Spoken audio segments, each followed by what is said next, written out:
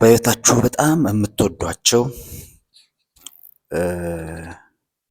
ግን ደግሞ አሁን አብረዋችሁ የሌሉ ነገሮች ወይም ሰዎች ካሉ እነዚያን ስታስቡ በጣም ጥፋተኝነት የሚሰማችሁ ሰዎች ካላችሁ ለእናንተ አንድ መልእክት አለኝ፣ አንድ ሀሳብ አለኝ።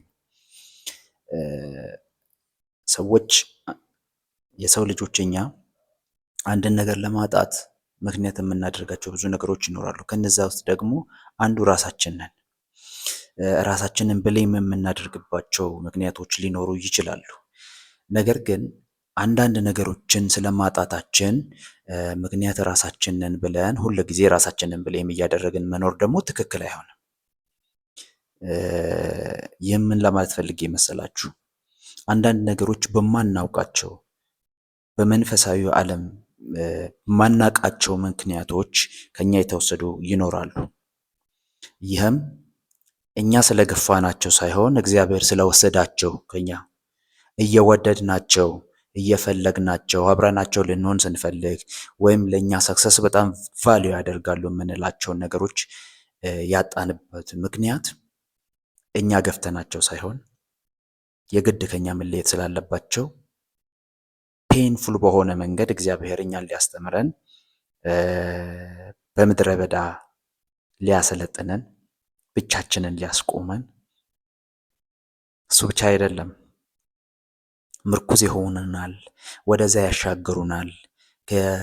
ምናልባት የሆነ ነገር ቢገጥመኝ እሱ አለልኝ ወይም እሱ አለችልኝ ወይም ይሄ ነገር አለኝ የምንለውን ነገር የሚሰብርብን እግዚአብሔር ሊያጠፋን ሳይሆን ሊያበረታን።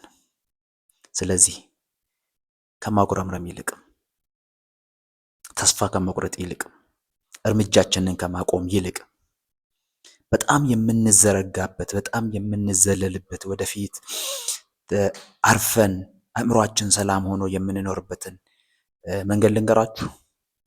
አክሰፕት ማድረግ ነው። ያንን ኦልሬዲ አጥቼዋለሁ፣ ያጣሁትን አጥቻለሁ። ያጣሁት ግን በእኔ ጥፋት ሳይሆን መወሰድ ስላለበት ነው።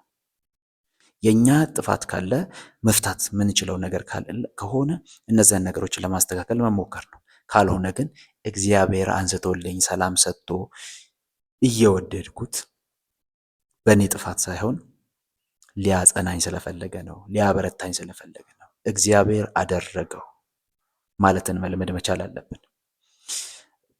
ማጣት በራሱ ፔንፉል ቢሆንም እግዚአብሔር ብርቱ አድርጎ ለተሻለ ነገር መርጦ